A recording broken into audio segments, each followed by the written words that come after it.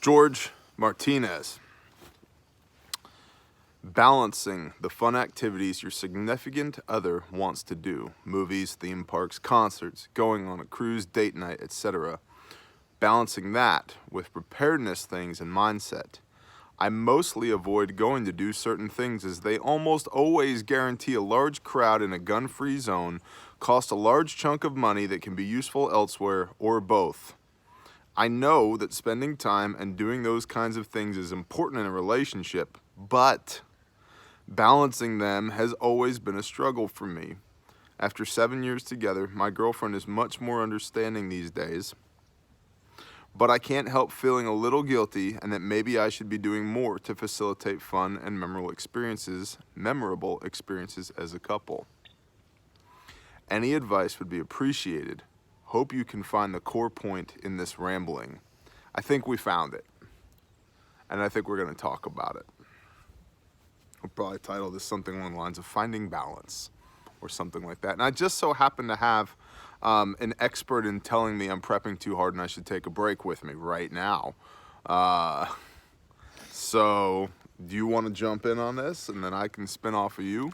Well, I'll try my best. Best it up. Do it. Because Send it. number one, a lot of those things that you mentioned your girlfriend likes to do and considers fun, I don't. Okay. So, But just imagine they were your fun things, not her yes. fun things. So, my fun things as a couple that I like to do is, we do like to go to shows. Like, we haven't been to a lot, mostly because they all suck. But, We do like concerts. we do like concerts. Bowling. I love bowling. And I've been to water park. We went to Yeah. the water park with the kids. I've been to 2 movies in the last 8 years. Yeah. And had to schwack a toddler at the water park because that mom didn't parent her son. Right. We almost got kicked out. So. It's fine. I'll stand on principles any day.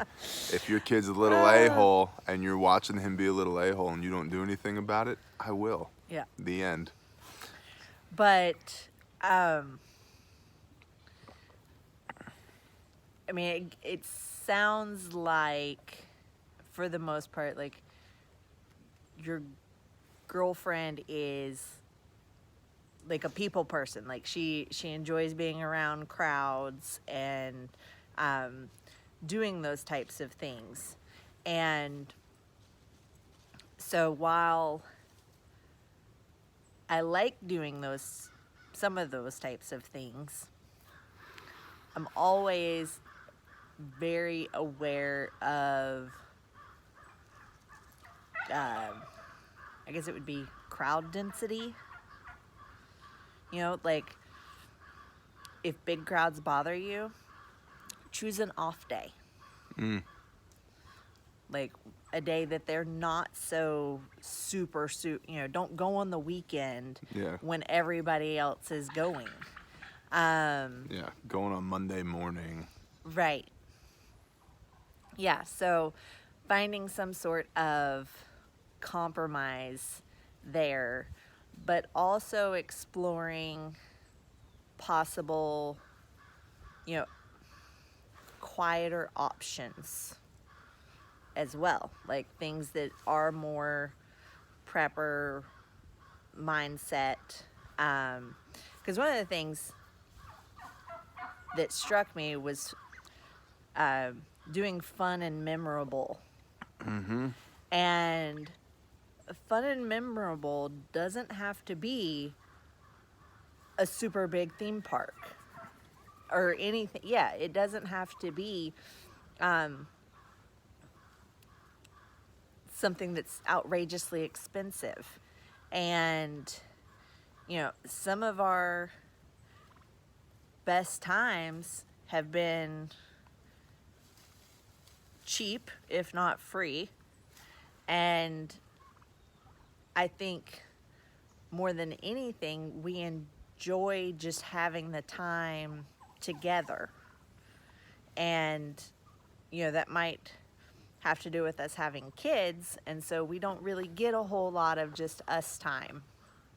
But, you know, I think one of our best experiences was road tripping to Colorado. Mm-hmm. And we went camping and hiking and sightseeing. State parks and yeah. State parks cost little to no money. Yeah. And just, having the road time with each other, jamming out to music, being stupid and silly. Storm chasing. Storm chasing, however retarded we were. In a Volvo station wagon. And it wasn't super It wasn't Okie Storm Chaser. Right. But it wasn't was let's sit home and drink some tea either. Right. Yeah, it was fun. It's like, oh, let's go get hailed on. And which happened on our road trip in Colorado. Oh my gosh, yeah, it did. That, but, whereas that cost money, it wasn't like the expense of going on a cruise. Yeah. And so I think a lot of it has to do with just that mindset that we don't have to go to this super crowded place in order to have fun with each other and make memories with each other. Let's talk. Thank you. That's good. Let's talk about a couple of super tactical, practical things. I despise big crowds. Despise them. So when we are in big crowds, like, first of all, my wife understands, like you said, we're not going on a Saturday. We don't go anywhere on Saturday afternoons unless it's church.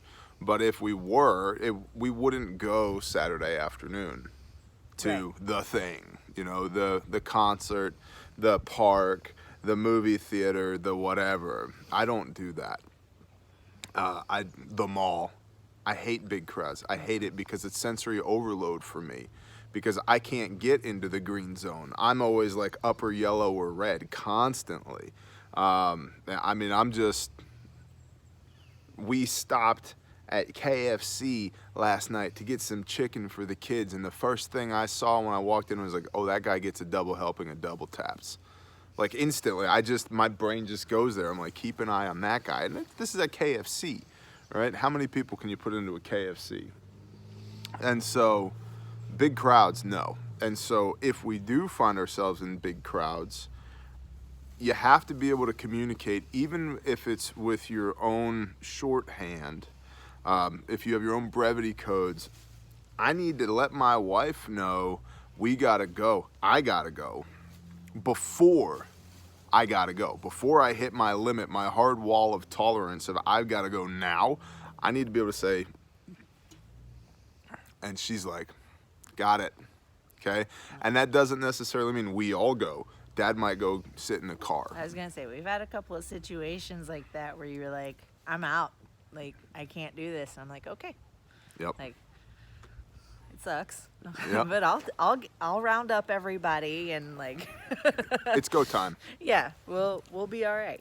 And yeah, and so with your girlfriend, have that conversation with her, and really just have a conversation. You don't need to be apologetic about it. You just need to help her understand that, hey, for whatever reason, I'm uncomfortable in large crowds. Mm-hmm. And so I want to have a way to communicate with you when I get uncomfortable before it becomes catastrophic. Yep. So that it's not catastrophic, because then that breeds all kind of animosity in between you and your girlfriend. It's like, well, why do we have to go? It's like, don't you understand? I can't. Blah, blah, blah. Well, why can't you? Have that conversation before you ever get there. Mm-hmm. So that comes to mind.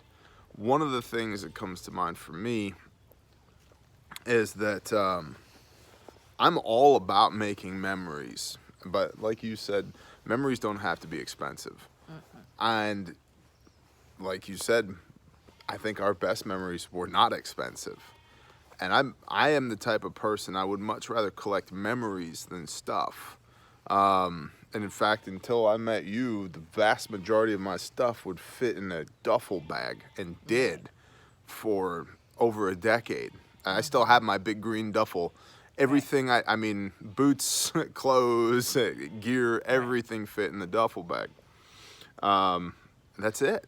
And so living that nomadic, I'm a Sagittarius, put however much of that you want, value that however you see fit, and I really don't. But, the Sagittarian is prone to travel and wander. And so traveling and wandering for me, I went light. All my stuff fit in a duffel bag. And so, other than my drums. So, you don't need a whole bunch of stuff, which can actually free up a lot of money for preparedness and a lot of time for preparedness. Because there's that old cliche, do you own your stuff or does your stuff own you? There's that lady who's like, joy. When you pick something up and hold it, does it bring you joy? Oh yeah, the and if it minimalist. Yeah, and if it doesn't bring you joy, get rid of it. I'm like, to a certain extent, amen. Chuck it.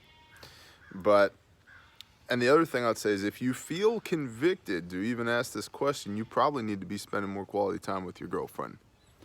That's where I've come to now, and we go in cycles. I'm on the upswing right now. I told you the other day, I'm feeling convicted again. We're getting, not that we ever stop prepping, but there's more intense periods of time and less intense periods of time. And so the challenge is navigating that ebb and flow, the up and down between preparedness and family and joy. And lastly, preparedness, if it's your lifestyle, will bring you joy. Right. So I think, and offering options, like if... You're so wise. I know. You're so wise. I know. But if she enjoys, like, theme parks for, like, the thrill, what about whitewater rafting? Or... paintball or airsoft. Right. Like, offer, find out why she likes doing that. Like, is it the adrenaline rush? Right. Is it... And... You're so smart. So smart. Shush. But offer her something that gives her that comparable feeling that's more, either on your side of things or kind of in the middle of it. And, so that you're both happy, but you're both getting fulfilled in what you're seeking out. Let's use an example. Okay. My wife is super artsy craftsy. Super artsy craftsy. Like, you're a legit artist. I am surrounded by pine trees, and I have lots of pine needles. Don't know what to do with them. What did I get you for Sukkot? You got me a, one's a basket weaving kit, like with rattan and all of that. And then there was a book on like traditional basket weaving. And then there was a book on pine needle basketry. Boom! Two birds, one stone, bear. And you love it. And I love it. Okay. I made one. It's like this little. It's tiny, but I made one, and because I just wanted to try it. Like, it takes me, when I don't know something, it takes me a little bit to ease into it. Like, I gotta tinker with it and figure it out before I dive in. So I made a little tiny miniature one, which was probably a lot harder to do than making a bigger one. Yeah. Because it's a lot, but it gave me experience, and now I know, and now I have a huge stack of pine needles over here drying from a tree that I fell with my super cute MS 177 One. one steel chainsaw. And but even so, yeah, we have an abundance of pine needles. And So now we can take the curse of the pine needles, and turn it into a blessing of baskets. yeah, because I wanted to learn basket weaving, because that's, to me, that's like a SHTF prepper thing, that we're gonna need means to carry stuff, just like the Indians did, just like pioneers did, like Yeah, and it's communal. Y'all can, everybody can all the sit down and ladies make a. can sit around and weave our baskets. And it also is a good productive consumption of time. Yeah, You know. I mean, it's just So- like knitting. Yeah, Or crocheting, exactly. Or sewing. Right. Spinning wool into thread or whatever. Well, I mean, it's anything that takes time off, or Yeah. you can do in spare time. Because, like, the kids can be watching a show or whatever, and I can sit in my little corner chair and Make baskets. make my pine needle baskets. So, the last thing I'll say as far as crowds and carrying, I don't know where you are, and I'm not advocating that you break your local laws, but I'm a conscientious objector. Always have been, always will be. The highest law of the land is the United States Constitution, and the Second Amendment explicitly states shall not be infringed. So, no matter where I go, I got one of these. No matter where I go, I've got one of these, with very, very few exceptions. So I get, there's large crowds, and I don't like to be disarmed. Unpopular statement time. Then don't be. Because the Second Amendment says thou shalt not be infringed. It doesn't matter what the local ordinances of East Overshoe, Indiana are, because the Second Amendment, the highest law in the land, says shall not be infringed. And I understand that a lot of people don't want to go there, but I don't know if we've met. My name's Bear, and I don't have a gray area. So I'm a conscientious objector. And I would rather have my weapon, and here's why. I would rather have my weapon, and if I had to employ it to defend myself or my loved ones, get a slap on the wrist and or do jail time, then, yeah, well, my wife's dead. Me too. She got raped because I didn't have my gun. Bull stuff. No. And you don't get to tell me when I can and when I can't defend myself and the people that I love. So, again, while that's an unpopular opinion, I'm here to speak truth as I understand it and not make people love me by telling them what they want to hear. So, to And that, obviously, it makes you so unpopular. I'm really unpopular. I don't care.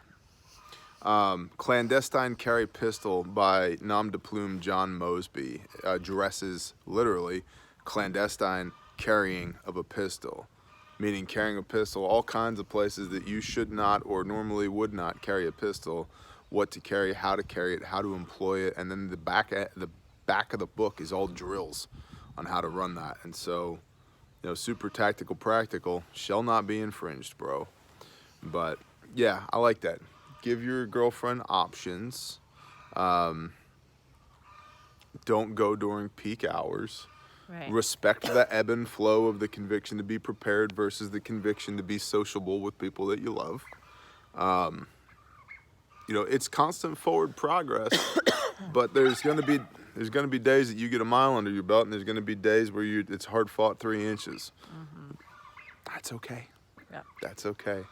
So. And there might be some times that, you've got to bite the bullet and do it. It's like whenever we went to that show, and it was packed. I mean, it was all open and everybody's standing and we're all crunched in together, and I'm bebopping, having a great time, and he's like on edge, still having a good time, but just on edge, watching everything. So sometimes you have to compromise, but the I think the point is to not always do what she wants to do, not always do what you want to do, but try and find some middle ground where you're both getting satisfaction out of what it is you're doing. Find the sweet spot. Yeah. Live there as much as possible. Cool. Cool beans. Shalom. Shalom.